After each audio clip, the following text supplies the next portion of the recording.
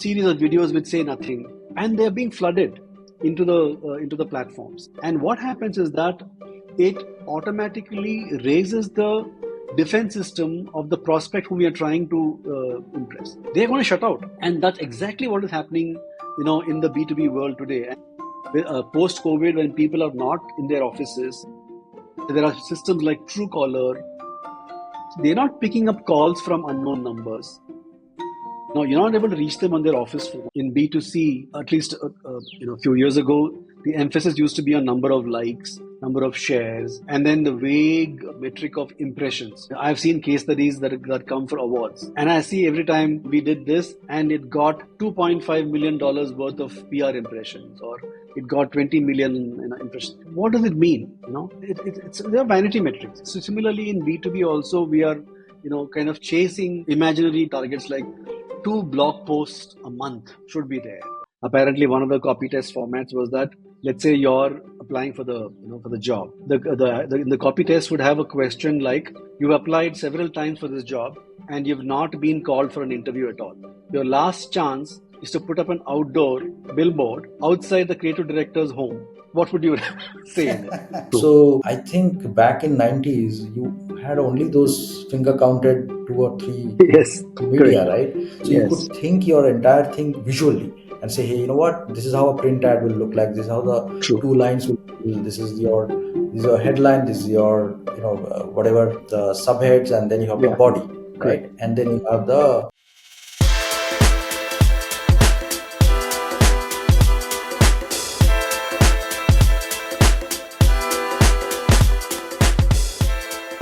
Welcome to the Marketing Couch. Today we have Lakshmipathy Bhat on the show. Lakshmi heads the global marketing and communications at Robosoft Technologies. Many of you may know him as a well-known blogger and commentator on advertising. Lakshmi was an advertising agency executive throughout the 90s and 2000s, witnessing firsthand the transformation of marketing and communications from the print era to the digital age through his journey leading prestigious agencies such as Trikaya, HTA, Grey, and FCB Ulka. In this episode, we dive into fascinating topics like the creative storytelling that define his Indian advertising, Lakshmi's international experience heading agencies in Bangladesh and Sri Lanka, and how the separation of media from creative agencies fundamentally transform the advertising industry. We also explore his popular advertising blog, But Naturally, and his thoughtful content on LinkedIn that has attracted over 80,000 followers who value his insightful critiques of advertising campaigns. If you are an advertising fan or an enthusiast like me, I'm sure you will enjoy this conversation. With that, I bring you Lakshmipathy Bhat. Hey Lakshmi, welcome to the show. Hi, Jaydeep. Thanks for having me. Wonderful opportunity. It's my first podcast as a guest. So the butterflies have made an appearance on the stomach. I hope it's going to be an interesting conversation. I'm super excited to have you on the podcast today because this is one of my favorite subjects, which is advertising, and I can't wait to dive into that. Great. Look forward to it. At least it feels like I've been forever in advertising, and I've seen a lot of change over the years. So it's going to be an interesting conversation, I hope. Absolutely. So, looking forward to it. Let's get started. So, Lakshmi, tell me about what do you do today and where do you work? A little bit about Sure. that. Currently, I'm part of the marketing communications team at a company called Robosoft Technologies. It's an interesting, background. It's got nothing to do with robotics. People assume that Robosoft means robotics, but it started off in 1996 in a town called Udupi, which is near Mangalore, which is known as the Temple Town. Mac software development company. So, we used to develop for the Apple platform. Apple was not as big as it is today. So we were developing software for the Apple platform. And in India, it was even more of a niche. And, Apple was happy with our work and they recommended us. We grew. We were porting PC games onto the Mac platform. We were making software for printer drivers on the Mac platform, and so on. So when the iPhone was launched and the App Store was launched in 2008, we kind of pivoted to mobile app development as a service for companies. Since then, we've had investments from VCs, and we grew along the way and pivoted to digital product design and development. So we call ourselves an experience engineering company today. We're about 900 people, headquartered in Udupi, which itself is a rare thing in India. People typically associate IT with Bangalore or Gurgaon or Mumbai. We have offices in Japan. Even right now, we've been acquired by a Japanese company called Technopro Holdings in 2021. So we are a 100% subsidiary of that firm. We have offices in Japan and US and UK, apart from India. Got it. And where is your target customers are they in India or in the US or global? Right. Mostly US. 60% of our revenues come from the US. I am part of the marketing communication team, as I said. We are a small team of about 12 people. We are primarily responsible for all the content around the brand. So whether it's the website, the collaterals, which helps the sales development folks, the outreach to prospects, social media, your paid campaigns, if at all. Those are the things that we are responsible for. It's primarily a mix of content development, content outreach, and collateral development. So, as I know, and I follow you on LinkedIn, content creator, and you write primarily on advertising, That's right. which I think is your first love. Should I say that? Yes, absolutely. Uh, yeah, so that's an interesting story in the sense that, I mean, whenever I used to hear people saying that right from my childhood, I wanted to become a pilot, or I wanted to become an actor. I was very clear that I want to become an actor. I used to think that can't be so. I mean, how can one be so clear that I want to become an actor or a pilot at that age? For me, it didn't happen at such a young age, but during college. Did quite okay in my 12th. I think I got 97% in in PCB. But and I wanted to become a doctor because my dad was a doctor. That was the only reason. But I didn't get into MBBS. And after that, I was actually, without going to a college, sitting at home for about 6 months. And the only available slot was a bachelor's degree, 3-year course in zoology, right? And that's when I realized that somehow I had a passion for advertising. You could say I was mad about advertising, and that kind of grew after I graduated, and when I was looking for a job and was not very clear as to what should be my next course in terms of higher studies, etc. But that's when I was very clear that ad agency is my calling. I mean, I don't know whether I should say it's a calling, but I was very clear that I wanted to join an agency. Unlike common perceptions about advertising, which see it as a very glamorous world, models and glamour, shoots and all that. I was very clear that account management means handling clients, solving their communication problems and stuff like that. So I was very clear about that. So that has been my love right from college days and continues to be so. Got it. So, let me dig in a couple of questions in that. Sure. Where did you grow up, Lakshmi? Okay. So I grew up in Chennai. The roots are in Udupi. My grandfather moved from Udupi region to Chennai. I think must have been in the 30s or 40s. I'm not very sure. And that was the period when a lot of people from that region, Udupi region, either moved to Mumbai to start hotels or to Chennai to become doctors. Okay. And my grandfather was a doc, so was my dad. So I grew up in Chennai. And Chennai is not considered a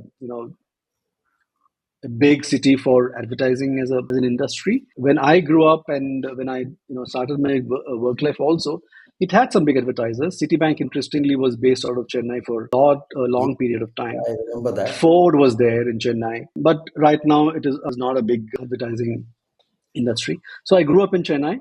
But my work life has been mostly in Mumbai and also in Bangladesh and Sri Lanka and Bangalore. Interesting. So I think we will talk about that a little later.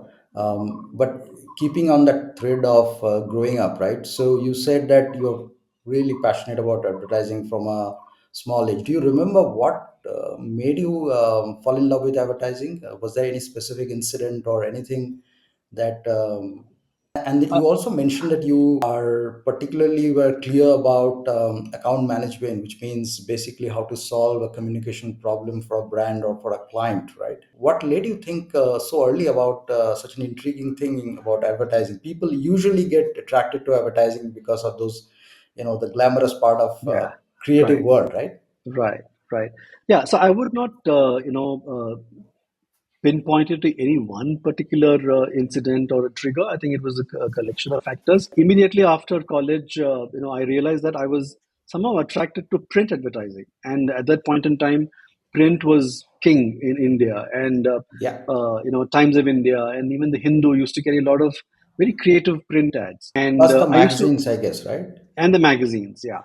And and being in Chennai, I did not have access to Times of India Mumbai edition, and it used to come in the evening to Mumbai to Chennai.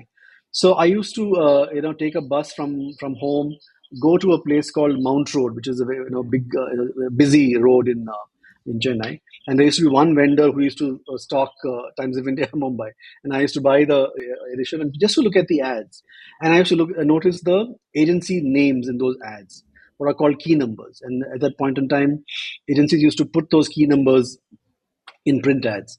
And I used to notice names like Trikaya, Enterprise, and O&M. At the point in time, it was called, I think, OBM, Ogilvy, Benson and Mehta. So OBM and HTA, Linta. So I used to see those names, and I was curious about what these people do. And then that kind of pulled me into the world of advertising to know more about what they do and what they create. Interestingly, as I mentioned, after my degree in BSc Zoology, and when I was not sure of what, what I'm going to do next, I actually used to sit in front of the TV, and I used to maintain a logbook, a register of sorts. And I used to write, you know, if there was a 9 p.m. show, and at the time Doordarshan was the biggest broadcaster, right? So 9 p.m., let's say if it is Chitrahar. So I was to write the Chitrahar and what were the ads that came before the program. So whether it was Surf Excel or Rin or whatever, I used to write that. And if I used to know the agency's name, I used to write that also. And later, interestingly, after I joined advertising, I realized that there was a paid service called TV Ad Index exactly for the same service. They used to record, all the ads that were released in a particular, program and make it available for agencies. So, and then I used to keep folders for various agencies. I mentioned Trikaya, Enterprise, and all that. I used to keep folders for each agency and cut the ads out and put them just to follow them.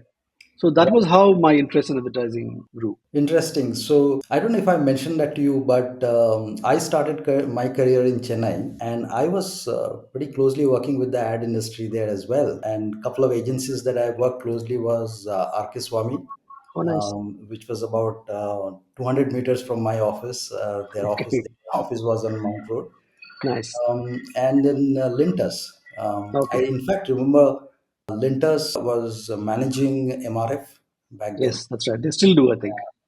Yeah, and there was this one heated discussion once happened at Linta's office where they just wanted to change to this. If you remember the MRF emblem, the Yeah. guy And carrying the holding the tire, V, right? tire. Yeah, right.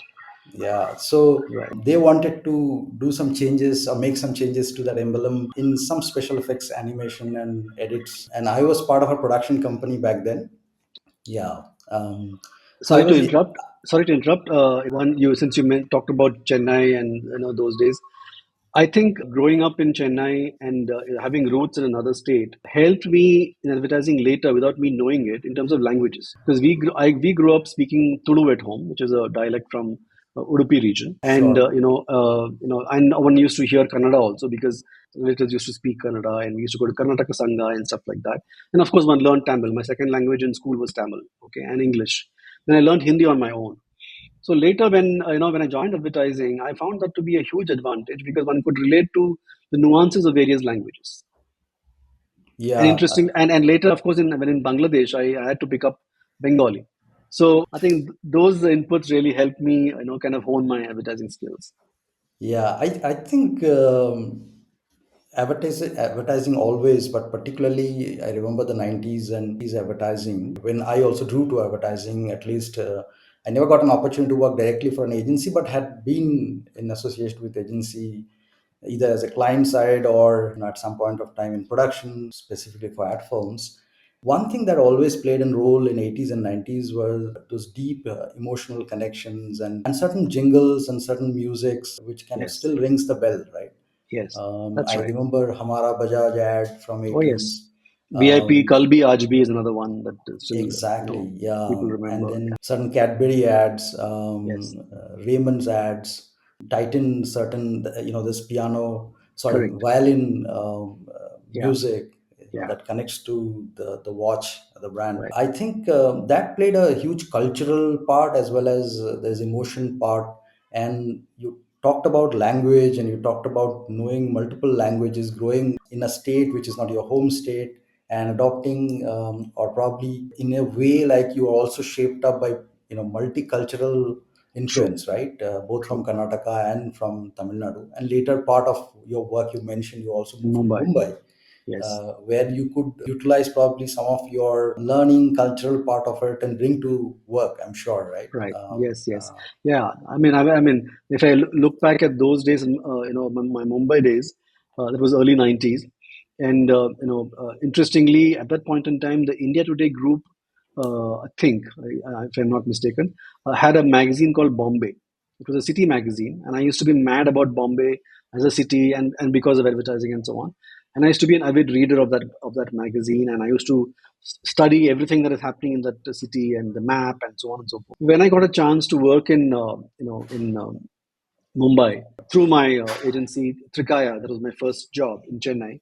They sent me to Mumbai, and I went by flights to Mumbai to work there. And from the airport, I was driven to, not driven, I had to take a taxi to Grand Hotel in Ballad Estate. And right through, I was pretty familiar with the route because I knew, okay, this is, we are passing by Bandra, Mahim, and, Dadar, and so on and so forth. So I was pretty familiar with the city. But when I joined advertising, I realized that those in advertising at that point in time were largely English language influenced. I mean, Hmm. you had copywriters and other creative You have folks. likes of probably Alec Padamsi and all, Alec right? Padamsi was, of course, a big shot. Back then he was ahead of the time. I'm talking about the other creative community also. I mean, they were obviously very creative and very Hmm. knowledgeable when it comes to, say, English Hmm. literature and Sure. fiction and so on and so forth. But they were very, very English language centric, and the industry Hmm. itself thrived on Hmm. thinking in English. There Hmm. was the practice was that if a client had a requirement for a print ad, first it would be conceived in English, Hmm. then it would be given to the translators. So I, as an account executive, my job was to go and give that printed English text and put them into pigeonholes. We used to have a language department, so it would be written Odia, Bengali, Marathi, Kannada, and so on. So I take the printout and put it in that Odia box or a Marathi box or a Bengali box, and there will be freelance language writers. They used to come to an agency in the morning. If I'm a Bengali writer, I'll pick that sheet from Bengali, look at that English language press ad, and translate. So there was no context as to why that ad is being done, Hmm. who is the Hmm. audience, Hmm. and it is. I mean, it is no.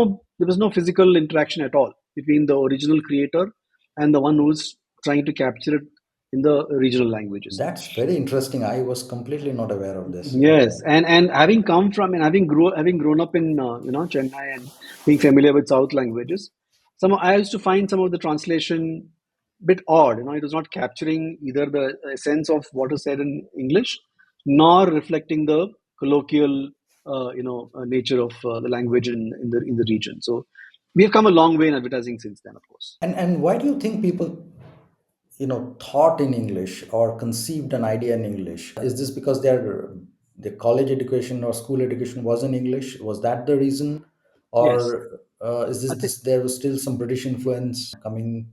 I would say right from 60s and 70s up to the 90s, the advertising industry attracted a certain kind of demographic. They were English educated, as you said, and fairly well-to-do families, if not wealthy families. I would say Western sensibilities Hmm. and thinking in English and speaking in English, and because they had to write in English because the print ads were all in English, right? And I remember even the copy test that was given to fresh copywriters. Um, would have things like they would give a paragraph, okay, and then say, write this in the style of, say, P.G. Wodehouse or Ernest Hemingway. Unless you are read those authors, how would you know what to write? So they're checking whether you've written, I mean, you've read those kind of books or authors, and are familiar with those that kind of language. So that kind of, and then of course the communication with clients and with each other was English. So English became the default language or the preferred It's interesting you mentioned that the copy test. I happen to give one, Okay. and this was in Bangalore Okay. back in '97 at HTA. Oh, nice. So So yeah, but I speaking didn't of get copy selected. test, yes, yeah, that's okay. Speaking of copy test formats, I've not seen it myself. I've only heard it.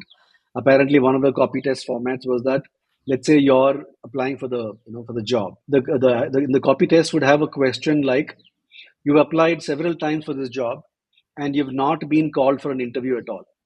Your last chance is to put up an outdoor billboard outside the creative director's home. What would you say? So that's how the copy tests were, creatively figuring out whether you got the talent or not. Yeah, Yeah. And that goes on to saying that advertising, unlike a lot of people thought was an art, it was a combination of art and science, I guess, right? Because absolutely. Yeah, there's this intrinsic motivation there of pursuing, right? So persuasion was, I think, one of the most important correct. I communication think it objectives. correct. I think it is Leo Burnett who said that advertising is persuasion because you're persuading somebody to change their mind or change their behavior, and Hmm. persuasion cannot be a science; it's an art. Yeah, yeah. And I think Ogilvy was more focused on research. He always said that, I think he was very closely working with this famous research company, right? Gallup. Yeah. Um, He was a yeah, researcher and himself, right? I mean, then he, mm, he started a bit, I mean, Ogilvy when he was 37. So, yeah, yeah. So help me understand what has been your journey, right? I mean, so you joined, your first stint was at Trikaya, you said? yes. Yeah. So, as I was saying, that while I was clear that I was wanted to be in advertising and account management, I wanted to prove my creativity. So, I had done some, speculative ads, print ads, and I had a portfolio of sorts. So talk And to me about your interview. I mean, if you remember. So yes, what yeah, happened? yes, yeah. So I will come to that. So I had a portfolio of sorts, having several ads, and I used to go to every agency in India. In Chennai, the big ones, Ogilvy, Lintas, and so on and so forth. And most would reject me because I didn't have an MBA. I remember, I think it was Ogilvy, the branch manager said that, you should do your MBA, complete your MBA, and then come and look for a job if you want to be in account management and so on. And I guess they also realized that I was not clear as to what I wanted to be, because if I've got a creative portfolio, I'm talking about being in account management, etc. Then somehow I found out about an agency called Trikaya, which was Bombay based. They had a office in Chennai. It was in a flat, not even a proper office. It was in a flat converted into an office. So I walked there and I see the branch head. I didn't know she was the branch head at that point in time. I walked in, she was the branch head. She was typing on something like a big machine. I later realized that it was a telex machine. I didn't even know what a telex was.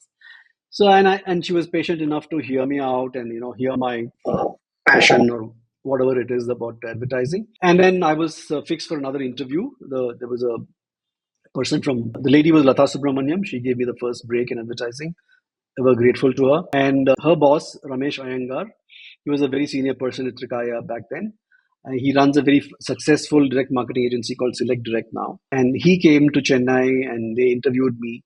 I don't remember the exact questions, but I think I did okay in my interview, and I was hired for a salary of about 1,500 rupees a month. That's amazing. But that brings a question. Was advertising back then a good paying industry, or how was Not that? really, not really. I mean, not as I said, 1,500 was my starting salary, and I guess they didn't also look for qualifications like an MBA and all that. I was not. I was just a graduate, and my and an increment of 700 rupees, etc., was considered great. I used to be overjoyed. Um, I think only later when the mergers happened and the acquisitions happened, they started emphasizing on MBAs, and they went to campuses to hire people, and they tried to match the salaries that they would get in, say, marketing or any other role. But it's still, I don't think advertising pays as much as well as other industries do still, Got especially it. at the entry level. Got it. Got it. So you joined there as an account executive, That's right? right. And my first account was was a company called Sterling Holidays. It was a pioneer of timeshare back then. That was my account in Chennai, and I remember other brands like Harita Finance, which was the TVS Group company, and there was Arun Ice Cream Group. I think it was Hatson Foods. Those were my clients back in Trikaya back then. But as I said, I was very clear that I wanted to move to Bombay. I wrote to the MD. Ravi Gupta was the founder of Trikaya. He's a legendary figure in advertising, and he was kind enough to write to me. I mean, here I am, a junior guy in Chennai, and MD of the company writes to me saying that, and I still have that letter, by the way. It says, I know that you're keen to come to Bombay. Your dream will come true. Be patient. And he made that happen. So after, I think, a couple of years, I went to Bombay and worked in Trikaya, Bombay. Got it. Got it. So in advertising, there are three key functions, as if I understand this correctly, and correct me if it is wrong. And back then, at least, what I thought was creative is one function where you Yes. have copy and you have art, right? Yes. Then you have account management or slash client servicing in some places, it used to be Yes. called as. Right. And then there was planning, right? Media planning. No, there was a media was the other big, Correct. function. So media planning Media or buying and media planning. media buying and media. Later, there was the fourth one, which is what you call planning, which is the account strategy or account planning, which Got it. became a separate function in some agencies. Got it. Got it. Yeah. So media buying and planning, right? Yes, yes, I have some questions related to that in terms of how sure. things have changed, looking at, moving from 90s to where we are at 2025, and we'll touch upon that. But I want to continue on your journey. Yes, So Trikaya, and how long you yes, worked in Trikaya? Do you yeah, remember S- any yeah. campaigns that Oh, yes. from the So when I went to Bombay, Trikaya had the reputation of being the best agency when it comes to print campaigns. which year was Uh, that when you moved to Early Mumbai? 90s. I went there in 91 or 91, I think. Got it. And then, uh, some may remember campaigns for Mauritius tourism. Mm-hmm. Um, that was a campaign that I was involved at least in the artwork stage, because before printing one had to make an artwork of the print ad.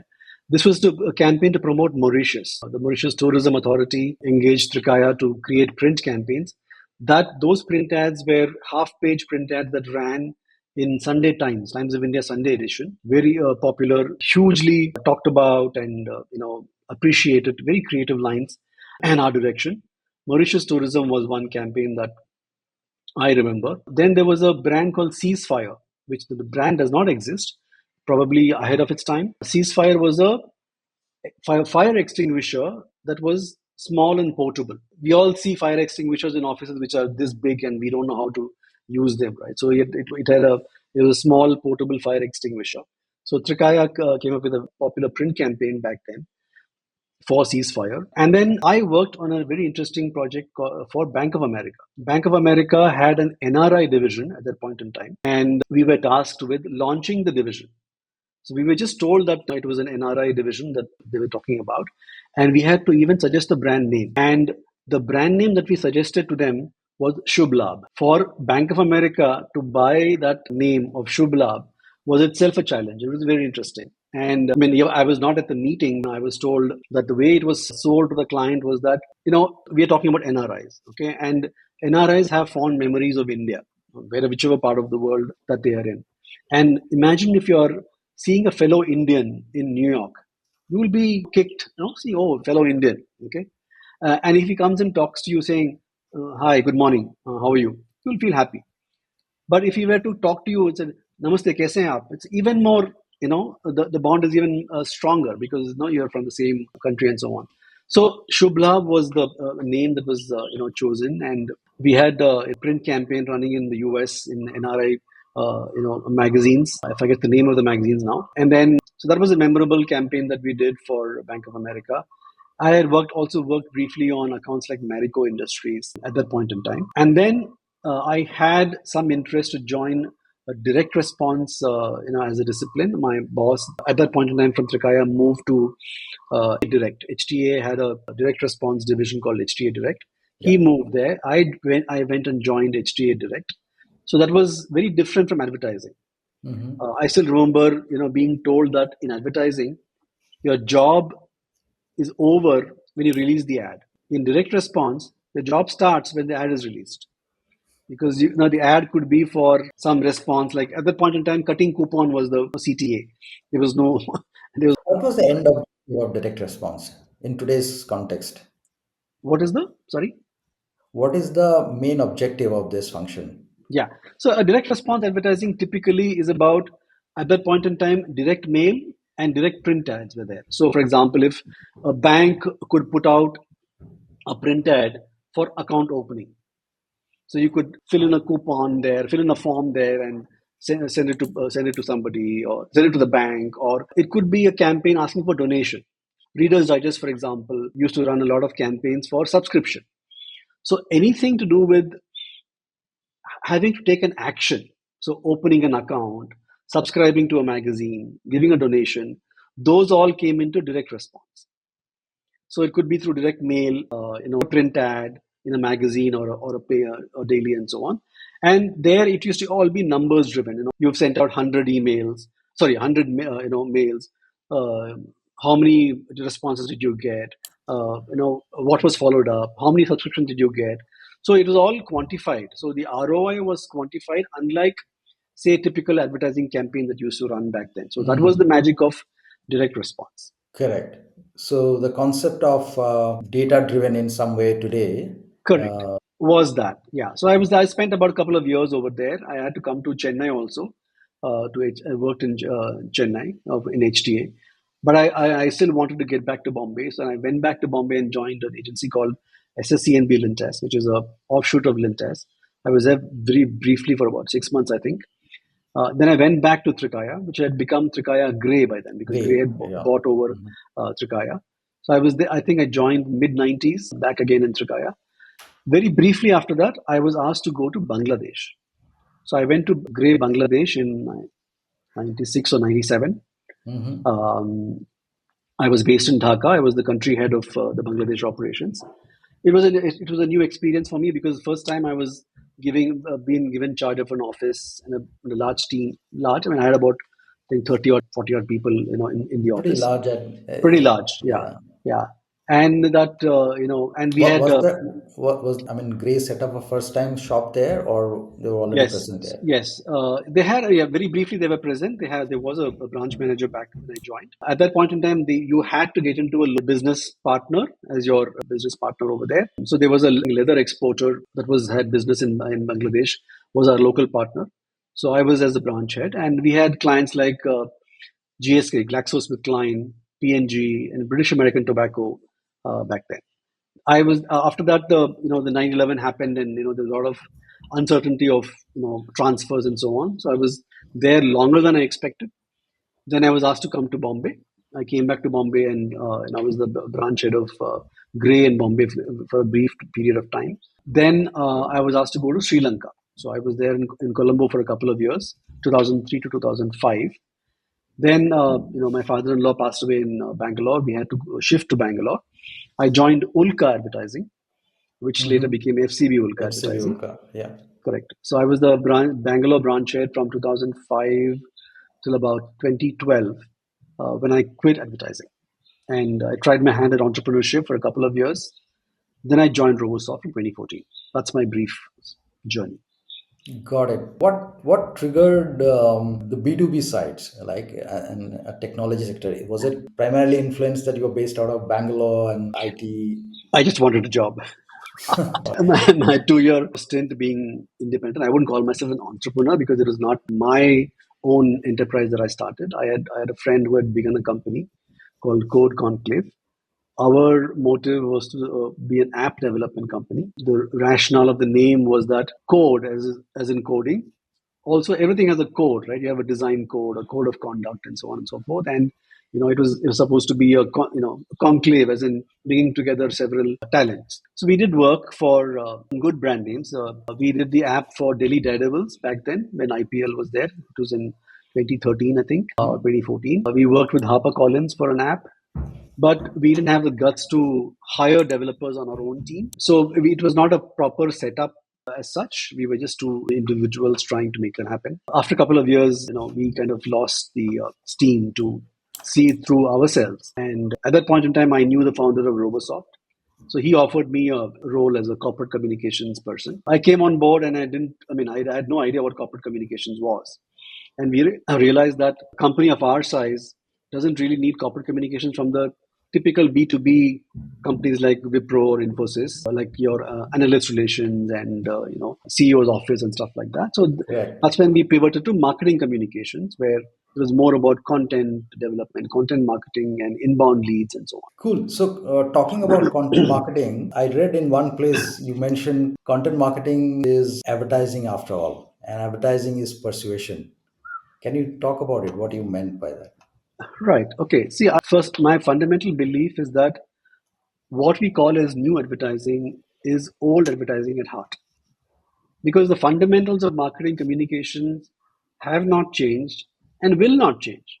Because at the end of the day, we're talking about appealing to human emotions, and that will not change. We all want to provide for our loved ones. We all want recognition. We all want to be rewarded. Those are fundamental. We all want to be protected. We want to protect our loved ones. Those are fundamental, Trigger. emotions, triggers, right? And you have to appeal to them. So, in what have come to be known as content marketing, which is very loosely, defined. What exactly is a content? Is a tweet a content? Is a blog post content? Is your YouTube video content, Instagram video reel a content? All of it is, right.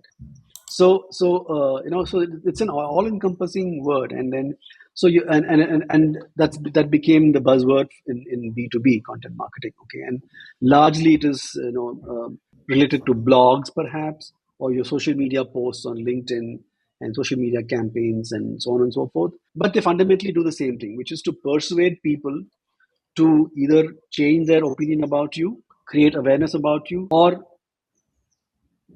effect a behavior, which is to get you to speak to them about their requirements for a particular service or a product. So in that sense, there isn't much of a difference between the roles of advertising and role of content marketing. Advertising has a lot more component of awareness creation. So therefore, whether it is mass campaigns or what we used to call carpet bombing through a TV spot. Even today, people prefer a high, viewership property like IPL or a sports final or Doordarshan, because they can reach huge numbers at one go. That's about creating awareness. But in content marketing, since we're talking about niche audiences, fishing where the fish are, whether they are on LinkedIn or Instagram or anywhere else, any other platform, and then effecting a behavioral change that when they want your service, they should think about you and call you. So that's the fundamental difference between content marketing and traditional advertising, I would say. But the fundamentals are pretty much the same. Got it. And in content marketing, what are the key pillars or tactics? I mean, like, for example, blog could be one. What else? What are the other instruments? Right. See, again, it depends on the industry that you're in and what kind of B2B service you're providing. For example, if I'm going to be, a B2B contractor in electrical fittings and electrical systems for a building. I can identify those kind of companies, people who take decisions for those kind of services, and probably reach out to them at events, at physical events. Whereas if I'm going to be on a IT services company or something like slightly wider as a service, then I may consider LinkedIn as a platform, and stuff like that. But primarily, I would imagine the port of call would be a website, because people would definitely check out who you are, what your credentials are, what have you done, and so on. So that becomes the port of call for any B2B brand, the website, and then the collateral that you put out, which can add value to your prospects. So mostly, I find that Even in B2B, a lot of brands have a tick box approach. I need a website, done. I need a LinkedIn presence, done. I need Twitter, done. I need Instagram, done. Without without actually thinking through whether the audience that you're trying to influence are going to be on all of these. Right? For example, on Instagram, I might take a different approach than LinkedIn. In Instagram, my goal could be to motivate or attract talent community. Whereas on LinkedIn, my goal and intention could be to attract the buyer community. Right? So the content cannot be the same, or the approach cannot be the same. So So I think, audience kind of decides, or the demographic kind of decides which channel that you actually choose. and the intent. As I said, if I'm an IT services company, I know that young talent spends a lot of time on Instagram. Okay, so the content that is there to attract them should be different from the content that is there to attract my CXO who's on LinkedIn. Right, it can't be the same. Common sense, right? So I think that difference has to come. But what I've observed over the years is that, like in advertising, if I'm going to put out a billboard out there, back in the days, or a radio spot, I'm interrupting the music that I'm listening to on a radio. So my ad has to be as good as the music. That's why a jingle makes sense on radio. Or an interesting conversation between two people, or the voice modulation, the humor, etc., attracts attention. Similarly, on Instagram, today people visit Instagram and doom scroll, seeing a lot of content from content creators, which is very interesting. In the midst of all that, if you're going to put out a very boring chart or graph about your market share or whatever, how is it going to attract attention? So you've got to beat that environment that is there. So that is what I feel is missing in B2B currently. Yeah, so it is a lot more than just churning out content day in, day out, but having, I guess, a clear audience understanding, a clear intent, and Yeah, and that I think drives which channel or media that you choose. true. I think a lot of Or us the are other way, right? true. Are driven by what are called vanity metrics. In B2C, at least a few years ago, the emphasis used to be on number of likes, number of shares, and then the vague metric of impressions. I've seen case studies that come for awards, and I see every time we did this, and it got $2.5 million worth of PR impressions, or it got 20 million impressions. What does it mean? It's they're vanity metrics. So similarly in B2B also, we are kind of chasing imaginary targets, like two blog posts a month should be there, or stuff like that, which is not really important. I don't you in fact, I would urge you to see this deck by an agency called Velocity Partners. It's a Okay. UK based B2B agency. They got Mm-hmm. sold out to another company recently. I forget which one. They Mm-hmm. have published a deck in 2013 on SlideShare. It's a very Mm-hmm. popular deck called Mm-hmm. CRAP. Okay, Okay. CRAP. Okay, and they say that 2013 they said that we are going to be there's going to be a deluge of content, and and they have said exactly what is happening today, which is a basic idea converted into a 600 word blog post, series of videos which say nothing, and they're being flooded into the platforms. And what happens is that it automatically raises the defense system of the prospect whom we are trying to impress. They're going to shut out, and that's exactly what is happening in the B2B world today. And post COVID, when people are not in their offices, and there are systems like Truecaller, you know they're not picking up calls from unknown numbers. You're not able to reach them on their office phone and in their office. But so we've all got our spam filters and so on and so forth. Okay, so how do you reach the B2B customer? Everybody's promising the same thing. Everybody's saying, elevate your game, do this, all, and it's all becoming the sea of sameness. So in that context, you know, just pushing out more and more content is self-defeating. And that's what, came to my mind when you spoke about the increase in content. That's fantastic. So let's switch back to advertising and couple of areas I wanted to touch upon.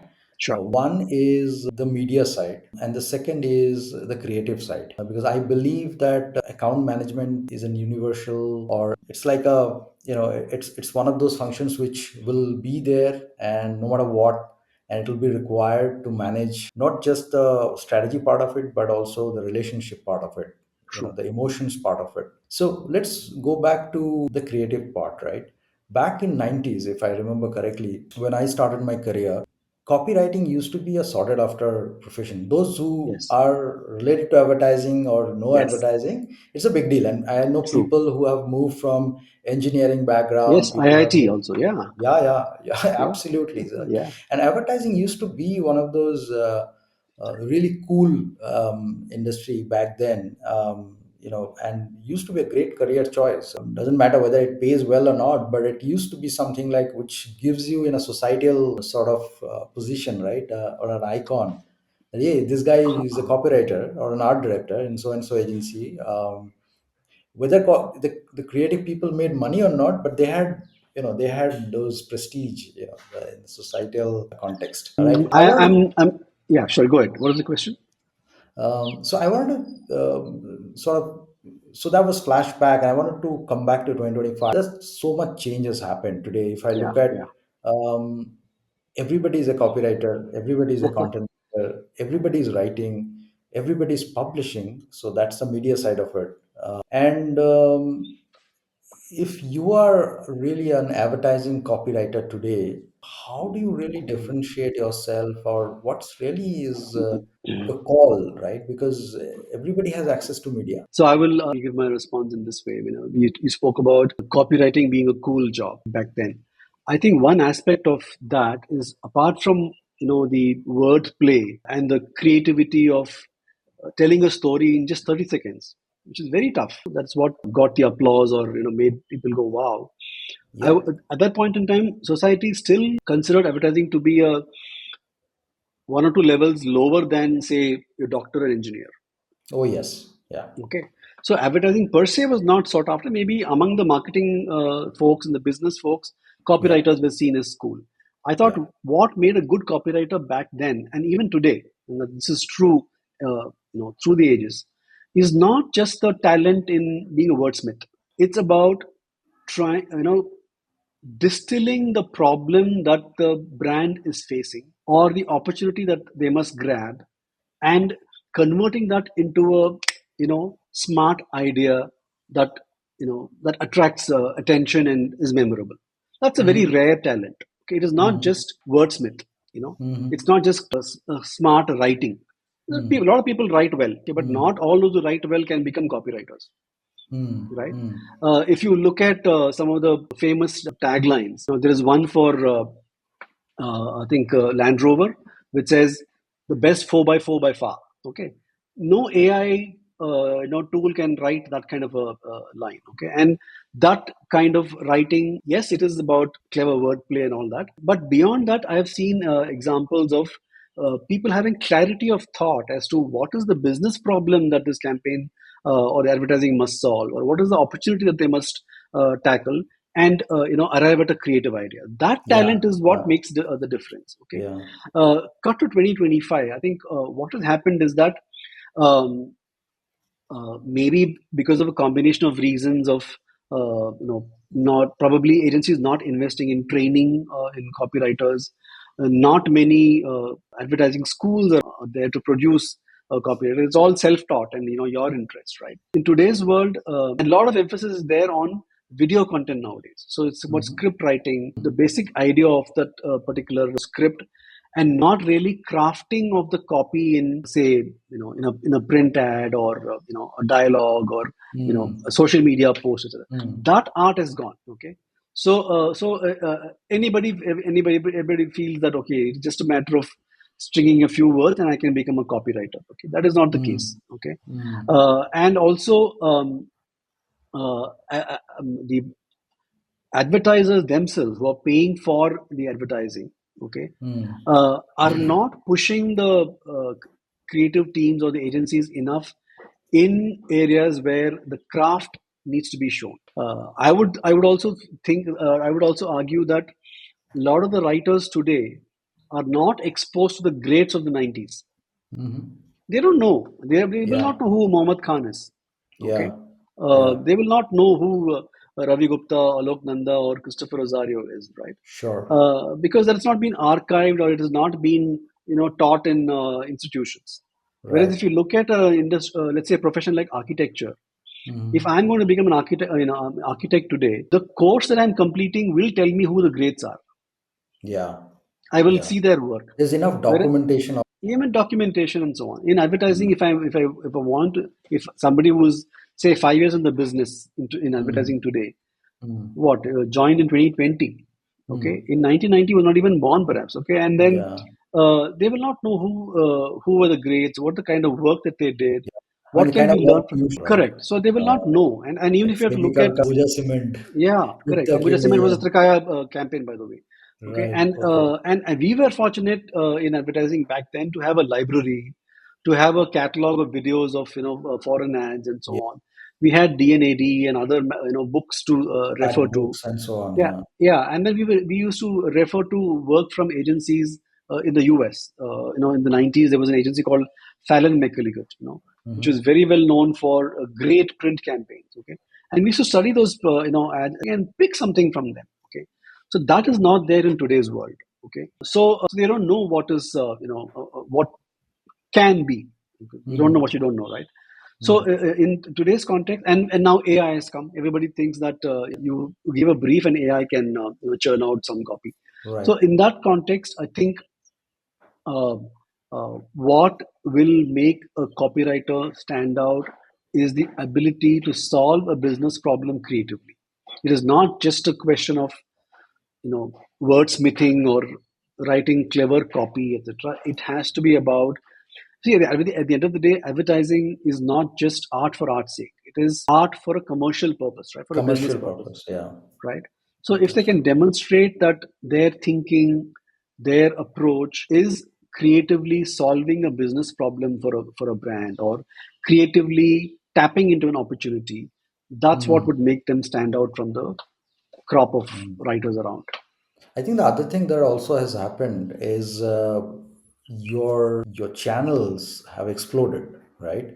So just by looking at the channel, every channel has a different form factor, Correct? right? So you Correct. have audio side of things, then you have video side of things, you Video, have AV side of things, so you have tech side of things. So there are there are medias which are like more B2B focused, like LinkedIn, right. where there also people run ads, Yeah. certain ads. And also there's sorry to interrupt, there's also content generated by users. Because when Yeah, I'm on Instagram, absolutely I'm looking at say Danish Seth's funny video or some travel video or something which is humorous in content. I should not be interrupted by some boring ad, right? So true. even that ad has to be interesting. So that's a True. challenge. So, just thinking first from first principle, I mean, for a copywriter today, I would imagine would need to think, Instagram, how my copy will sound like or read like or look like. Same is the case for maybe looking at, how it will look in some other factor, like maybe Facebook or maybe even WhatsApp or whatnot, right? There's so many True, channels. true. So I think back in 90s, you had only those finger counted two or three Yes, correct. media, right? So you could Yes, think your entire thing visually and say, hey, true, you know what? This is how a print ad will look like. This is how the true. two lines will. This is your headline. This is your whatever the subheads, and then you have the Yeah, body, right? correct. And then you have the final conclusion or whatnot, Yeah, and then you have correct. the fine print. So that single format thinking is no more there, and I don't think people think that way because everybody seems to be thinking in multi-channel, multi-format, and I think my advertisers are also experimenting continuously, right? I mean, the True. brands are experimenting continuously. You mentioned user generated content. I think there are a ton of that experiment being done, in many known brands, including like this Dove and other things. There are a lot of good examples of that as well. Right, So I think right. we're passing through an age probably which is evolving very quickly in terms of media. The adoptions are short-lived sometimes. Nobody knows really after 3 years or 5 years how will that look like. True, Um, true.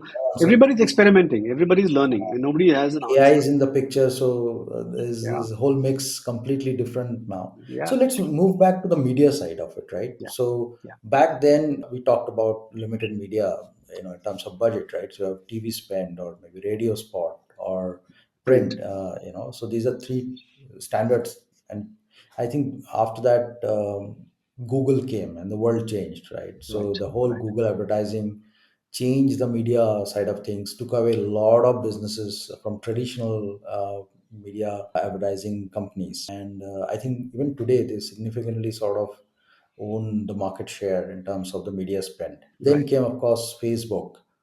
So that took Yes, away, I think, a lot of media budget again. And Facebook has multiple properties, right?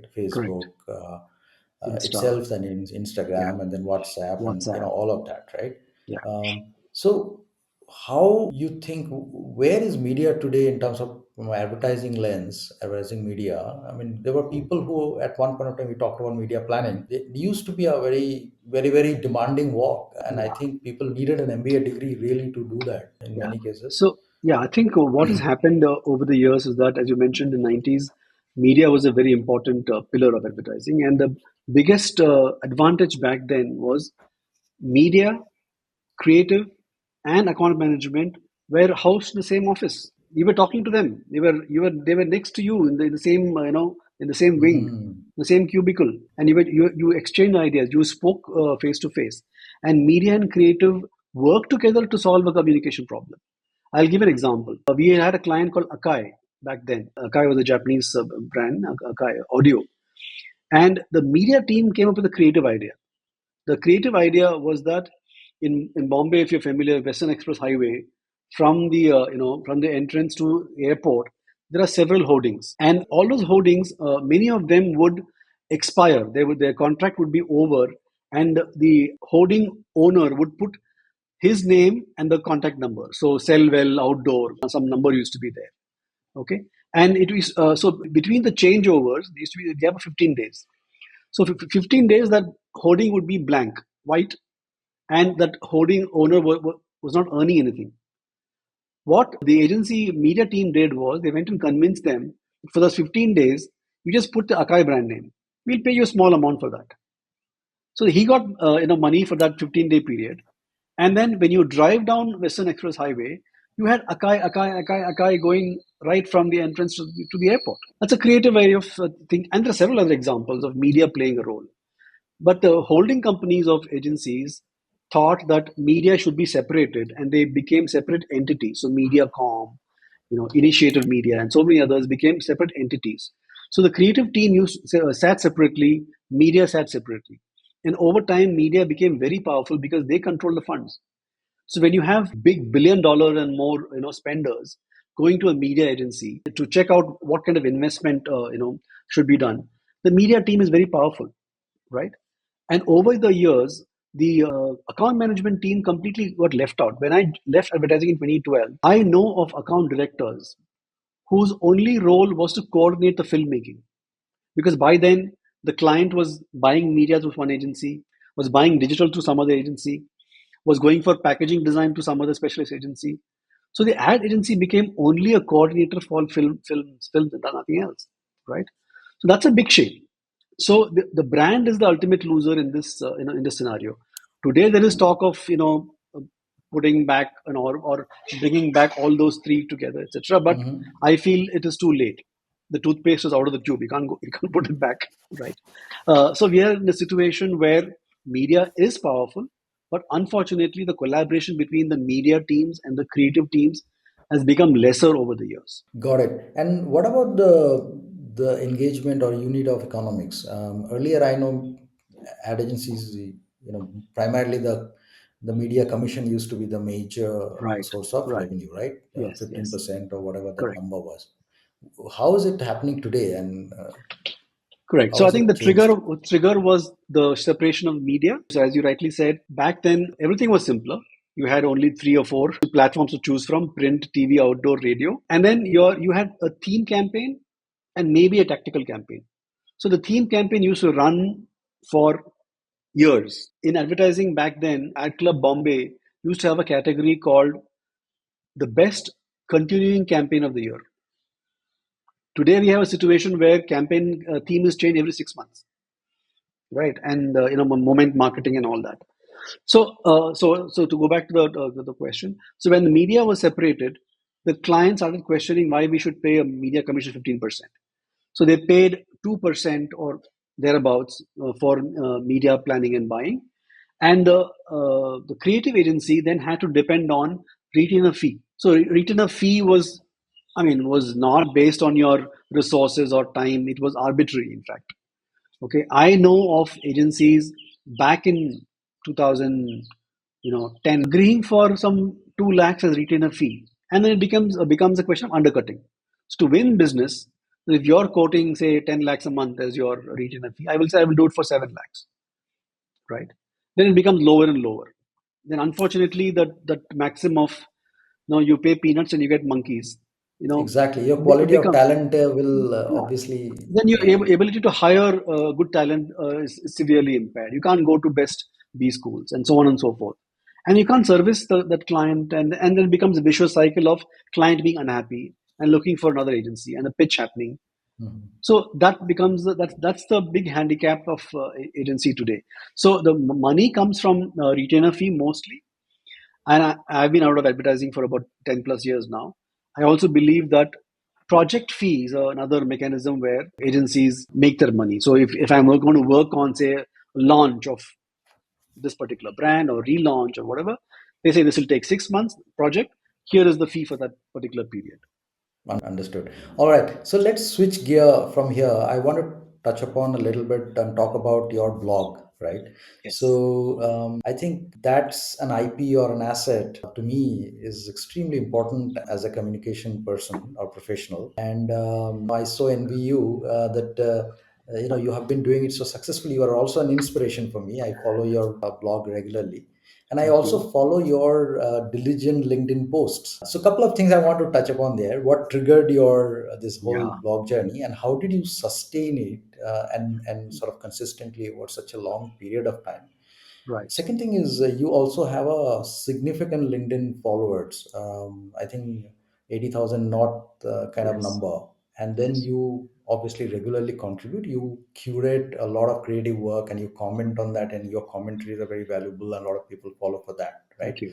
So talk to me a little bit about a couple of things. How did it start? What really is the objective that you have? And lastly, the consistency part, right? How you have been able to be productive, and writers think that writer's block, you never had seem to have one. I How have know. you Okay, been as able I to said, continue as I that? said earlier, nothing of this is planned. No, it just happened. Okay, in 2007, I wanted to start a blog, and I was toying between Blogspot. I think that was the go-to blog platform back then, owned by Google. I think even back then, Blogspot and WordPress. I think had just begun. You could either publish on WordPress, hosted by WordPress, or on your own domain.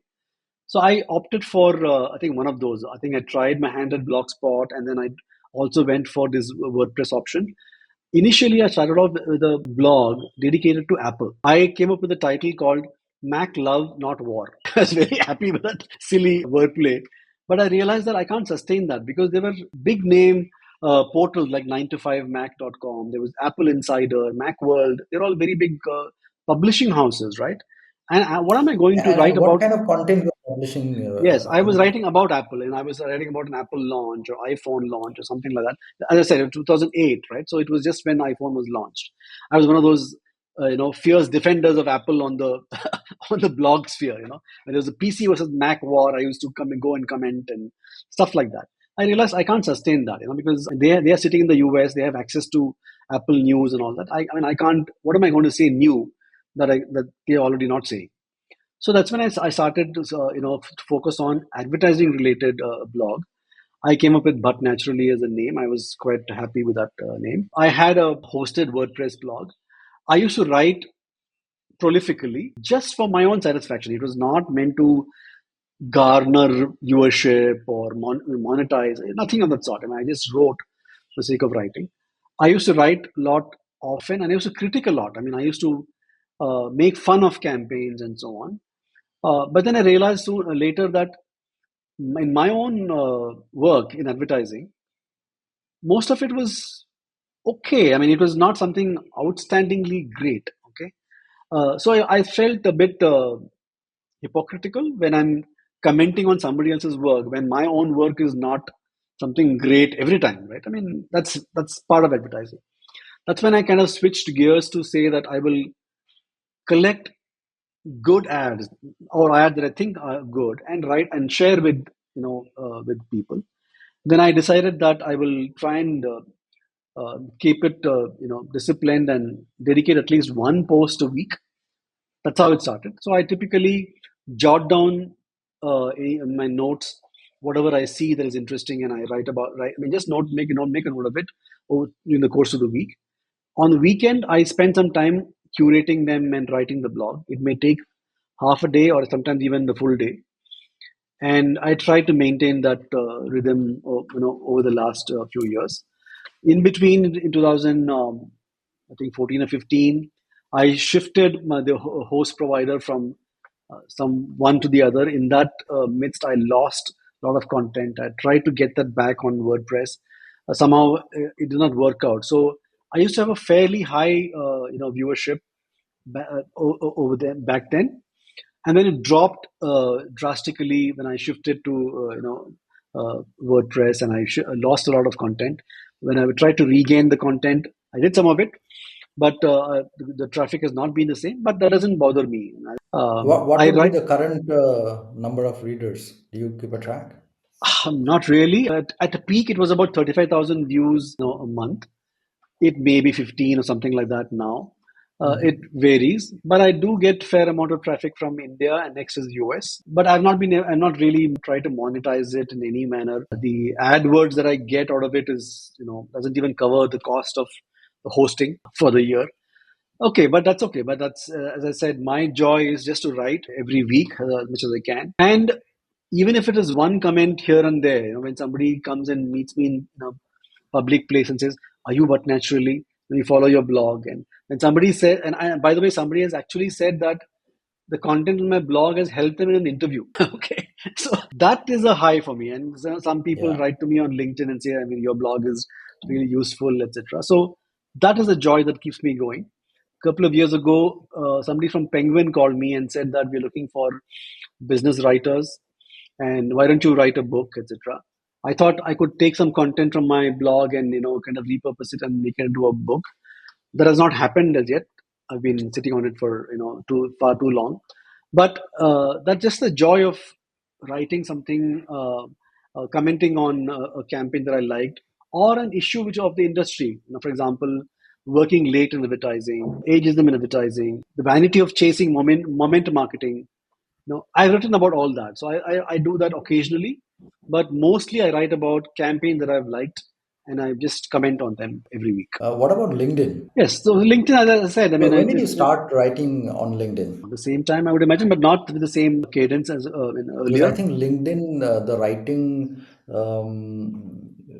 element of it came little later, somewhere Yes, probably 2016, 17. maybe, yeah, around that time. And again, there, Yeah. I Pulse, mean, Pulse used to be the yes, platform. Pulse used to be, yeah, correct.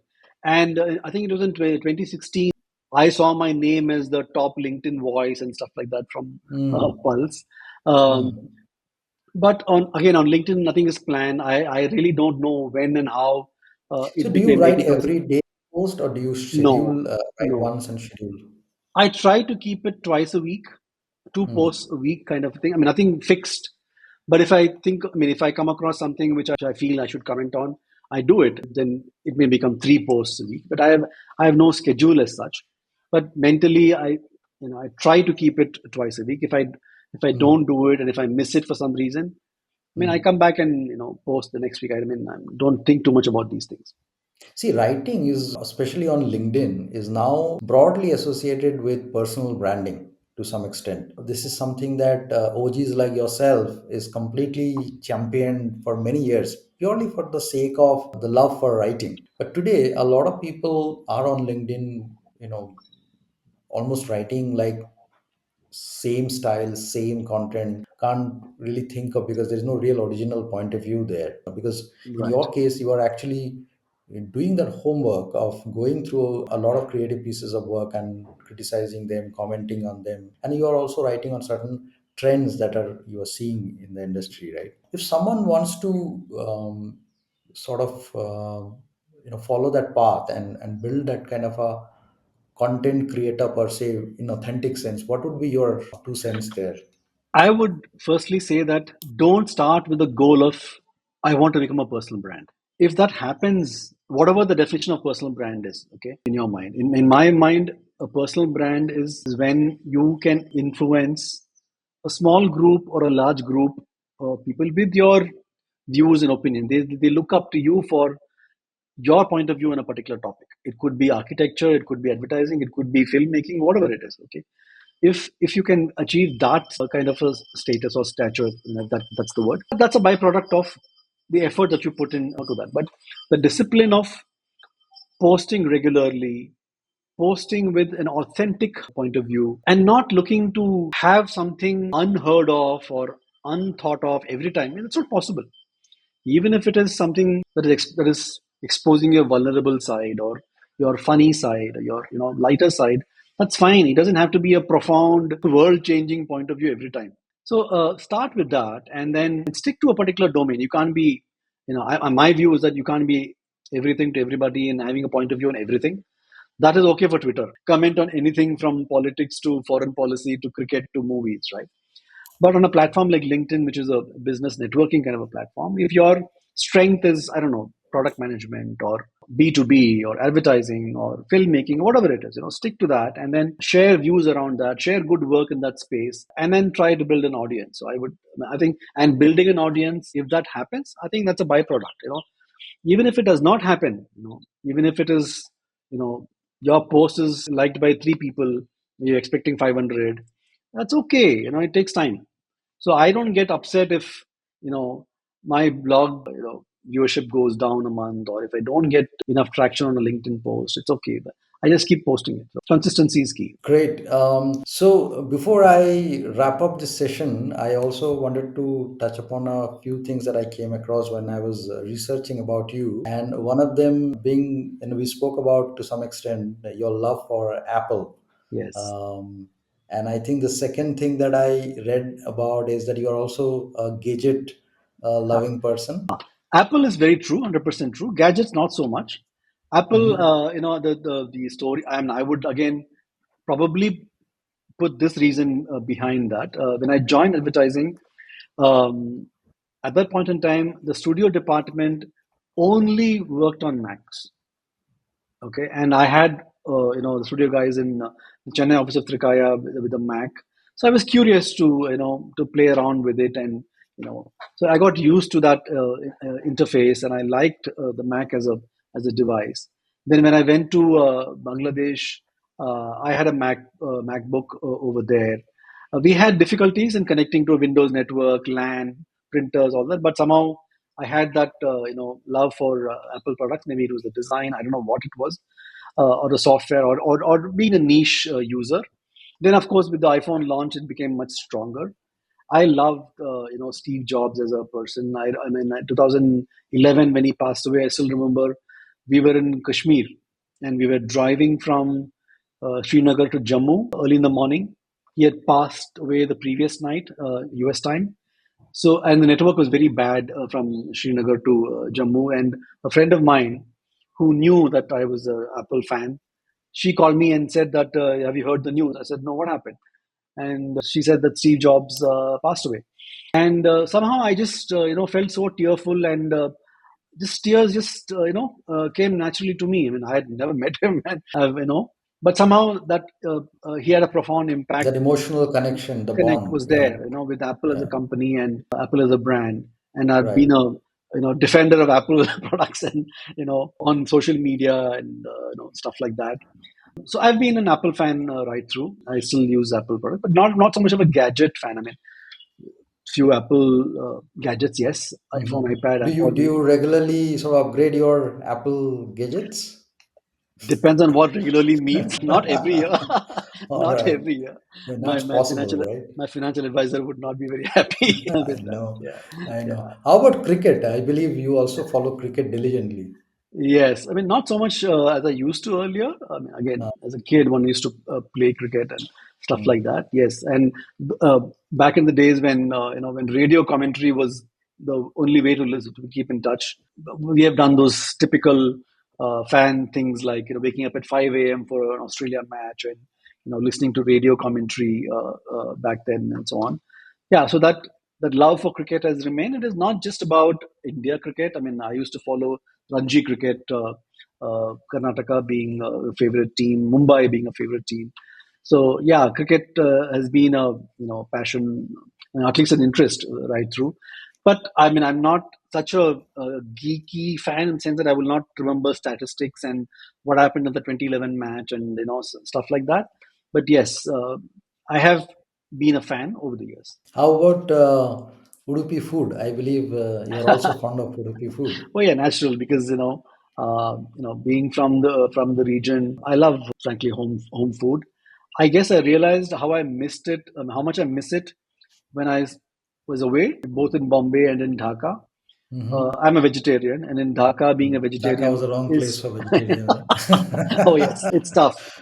Yeah, Yeah, so I used to miss the festivals and the food of home food of the festivals and stuff like that. So yeah, so I have a special liking for Udupi food. cool. So, Lakshmi, it was a pleasure catching up and talking with you and learning so much about your experience in advertising industry in particular, but also spreading across related to advertising many other peripheries that we have covered today. Where can people find you if somebody has to contact Yeah, you? butnaturally.com is my blog. So over there is a contact tab. You can contact me over there. I'm also on Twitter. But naturally is my handle.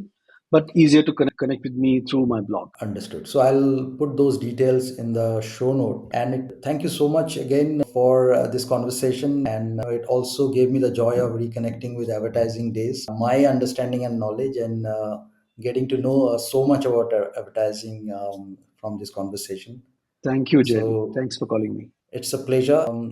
Hopefully, we'll talk again in another Yes. episode, Yes. discovering more Oh, there's about your future lots plans. that I had jotted down to speak about. I'm sure we'll have another opportunity to speak about them in Absolutely. Yeah, another episode. looking forward to. Yeah. Thank you so much. Have a good day. Thank you, Lakshmi. Thank you. Bye.